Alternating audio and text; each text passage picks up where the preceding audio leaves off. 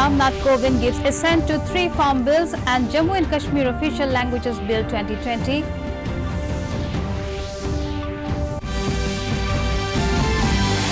Assam Chief Minister inaugurates a memorial park and renovated house of Jananeta Sarat Chandra Sinha in Dhubri.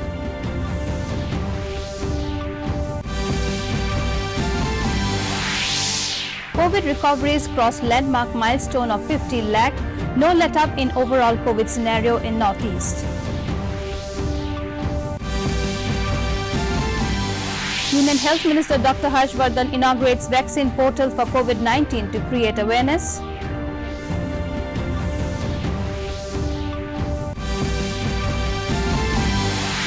And nation pays homage to the revolutionary freedom fighter Bhagat Singh today on his 113th birth anniversary.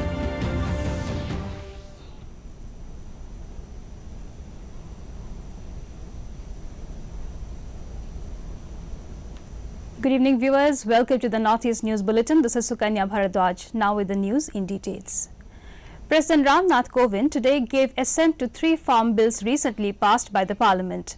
The bills are Farmers Produce Trade and Commerce Promotion and Facilitation Bill 2020, the Farmers Empowerment and Protection Agreement on Price Assurance and Farm Services Bill 2020 and the Essential Commodities Amendment Bill 2020. The act aimed at transforming agriculture in the country and raising farmers' income. President Ramnath Kovind today also gave his assent to the Jammu and Kashmir Official Languages Bill 2020, which was recently passed by the Parliament. Assam Chief Minister Sarbananda Sonowal today inaugurated a memorial park and auditorium and the renovated house of Jananeta Sarat Chandra Sinha called Koput Neer. Speaking on the occasion, Sonowal recalled the principled life of former Chief Minister Sarat Chandra Sinha and called upon the younger generation to emulate the stalwart's way of life and ethics. Referring to Jananeta's honesty and commitment to his state, people and the nation, the Chief Minister said it should be the bounden duty of every citizen to stand up to the ideals of the Jananeta. The construction and renovation works were carried out under the Chief Minister's contingency fund at a cost of 1 crore rupees. Crossing the landmark milestone of 50 lakh in terms of COVID recoveries in the country, the Union Health Ministry said there were 10 lakh recoveries in just 11 days. While recovered cases have outpaced active cases by more than 5 times, the Health Ministry said commendable feat has been achieved through enhanced medical infrastructure, implementation of standard treatment protocol, full dedication of medics, paramedics and frontline workers. One of the lowest globally, India's fatality rate is 1.57%. 1,039 deaths have been reported in the last 24 hours, taking the death tally to 95,542. Even as the total number of active cases stand at 9,62,000, Centre's strategic and graded test, track, treat approach has led to higher recoveries. The COVID scenario in the Northeast has seen Assam with 29,350 active cases, 1,39,980 release cases and 655 dead. Recording 5,689 active cases in Tripura, the release cases numbered 18,959 and dead accounted for 56. Arunachal Pradesh has a total number of 2,495 active cases, 6,495 cured and 98 dead. Meghalaya has reported 1,480 active cases, 3,779 cured cases and 12 dead. In Nagaland, there were 1,042 active cases, 4,888 discharged cases, even as the dead numbered 69. With 692 active cases in Sikkim, the cured cases accounted for 2,146, even as the dead numbered 49. Mizoram has 535 active cases, 1,373 cured and nil death cases. In Assam, the state has recorded a case load of 30,162 active cases, even as the number of cured has touched 13,08,307. 1,595 patients were released today. Health Minister Dr. Himanta Biswa Sharma said in a statement. Union Health Minister Dr. Harshvardhan on Monday inaugurated the vaccine portal for COVID-19 to create awareness among the masses. portal will disseminate vaccine-related information regarding Indian efforts towards vaccine development against COVID-19. Currently, 3 vaccines are undergoing clinical trials in India for COVID-19. The Health Minister also launched a ICMR history timeline depicting the 108-year journey of the Council, which displays key milestones and captures policy and program interventions by ICMR. A NIN history book on its 100-year journey was also released. The Minister also launched real-time data collection program mapping of nutrition and health status, which will collect data on dietary intake through crowdsourcing approach. In addition, a first-of-its-kind ICMR NIN web portal also has been developed to collect data which will be useful in the present times of COVID-19 pandemic. That if we can take care of 2 issues in the country, right nutrition for the people and right lifestyle habits about physical activity and all, we can actually take care of the major part of the health.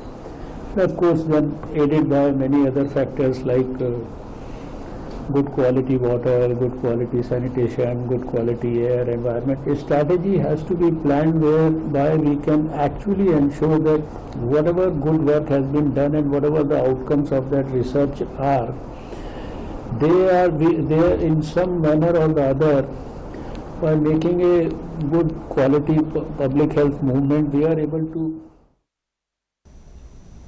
In terms of the impact of existential COVID pandemic, the world has recorded a total number of 33 crore 3,42,965 infected cases, while the released cases numbered 24 crore 6,56,153. The dead accounted for 1 crore 2,985.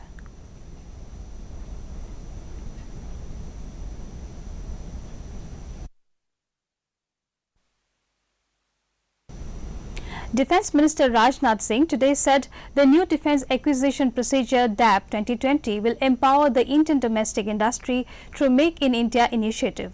Singh said the DAP is in line with Prime Minister Narendra Modi's vision of Atmanirbhar Bharat, with the ultimate aim of turning India into a global manufacturing hub. Unveiling the DAP 2020 document, Singh said the formulation of DAP 2020 has been done after incorporating comments and suggestions from a wide spectrum of stakeholders. He said the offset guidelines have also been revised, wherein preference will be given to manufacture of complete defence products over components.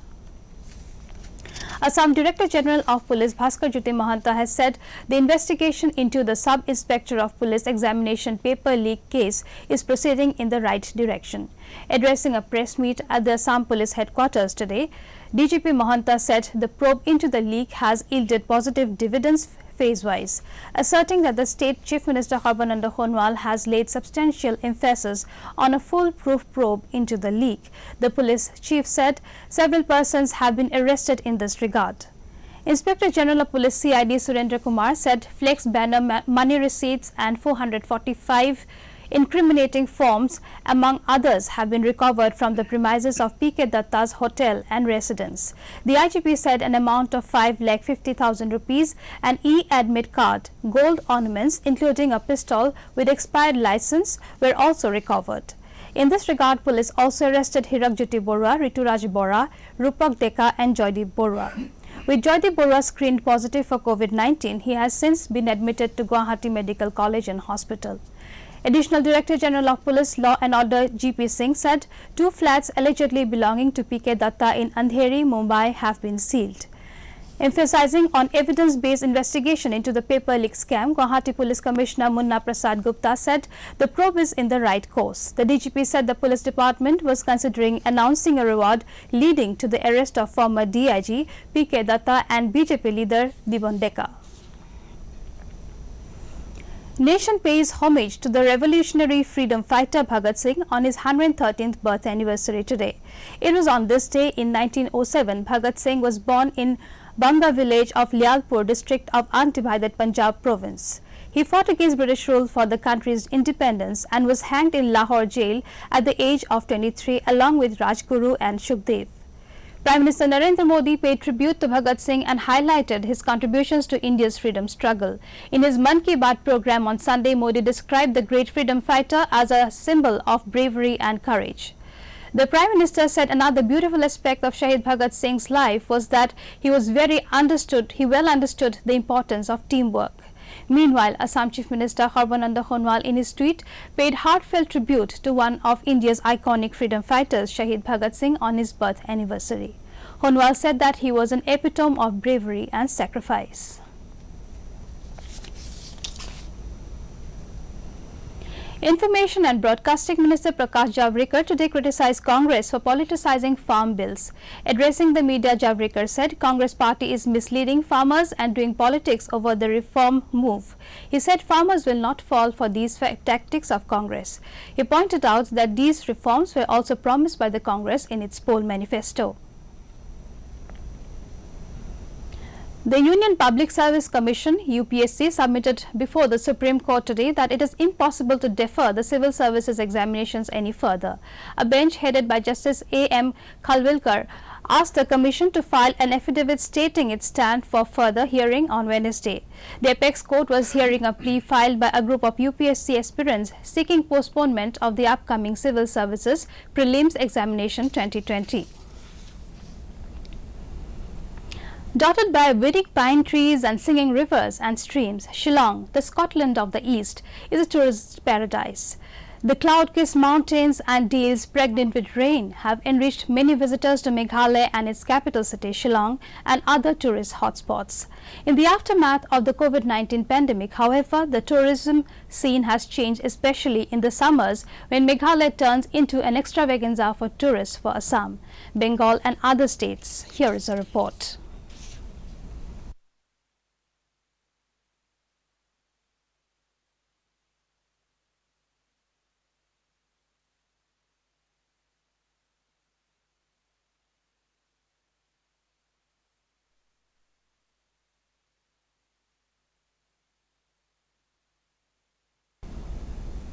Stepping up to the next phase of Khelo India Firse, the Sports Authority of India (SAI) has decided to resume sporting activities of Tokyo Olympics bound para-athletes and athletes in SAI's National Centre of Excellences (NCOEs) across the country in a phased manner. In the first phase, SAI in early June had started the training for only the Olympic bound athletes at various SAI centres, as SAI infrastructure could ensure protection of our national athletes against COVID-19. Ministry of Youth Affairs and Sports in a statement said that in the next phase, the resumption of sporting activities for the Tokyo Olympics bound para-athletes and athletes in NCOEs will with a focus on 2024 Paris Olympics and the 2022 Asian and Commonwealth Games has been planned in stages for 9 disciplines. That brings us to the end of this evening's bulletin. Thank you for tuning in. Namaskar.